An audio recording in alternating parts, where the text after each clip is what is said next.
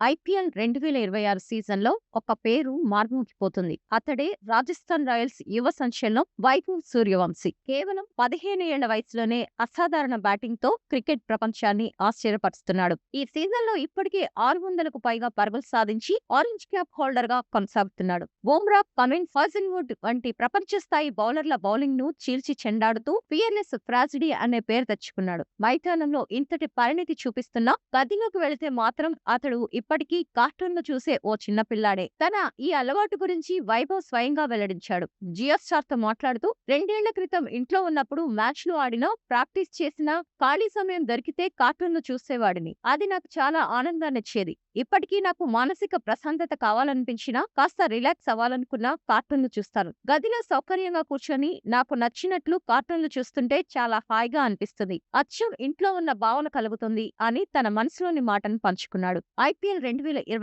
వేలానికి ముందు రాజస్థాన్ రాయల్స్ ఈ యువ ప్రతిభను గుర్తించింది. 1,10,00,000కు అతడిని సొంతం చేసుకుంది. ఆ క్షణాలను గుర్తు చేసుకుంటూ వేలం దుబాయ్‌లో జరుగుతున్నప్పుడు నేను కూడా అక్కడే ఉన్నాను. ట్రయల్స్ తర్వాత టీమ్ మేనేజర్ రోమీ భిందర్ సార్ నాకు ఫోన్ చేసి నన్ను కొనుగోలు చేయబోతున్నట్లు చెప్పారు. వేలంలో కొన్నాక ఫోన్ చేసి అభినందనలు తెలిపారు అని చెప్పాడు. గత సీజన్‌లో అరంగేట్రం చేసిన వైభవ్ ఎదుర్కొన్న తొలి బంతినే సిక్సర్‌గా మలిచి తన రాకను ఘనంగా చాటాడు. ఆడిన మరో మ్యాచ్‌లోనే సెంచరీ చేసి తన కుటుంబానికి, తనకు గర్వకారణంగా నిలిచాడు. ఇప్పుడు అదే ఊపును కొనసాగిస్తున్నాడు. ఇటీవలే సన్ రైజర్స్ హైదరాబాద్‌లో జరిగిన ఎలిమినేషన్ మ్యాచ్‌లో కేవలం 29 బంతుల్లో 97 పరుగులు చేసి జట్టు విజయంలో కీలక పాత్ర పోషించాడు. ఇప్పుడు క్వాలిఫైయర్ 2లో గుజరాత్ టైటాన్స్‌తో తలపడేందుకు సిద్ధమవుతున్న వైభవ్ తన అద్భుత ఫామ్‌ను కొనసాగించడానికి పట్టుదలగా ఉన్నాడు.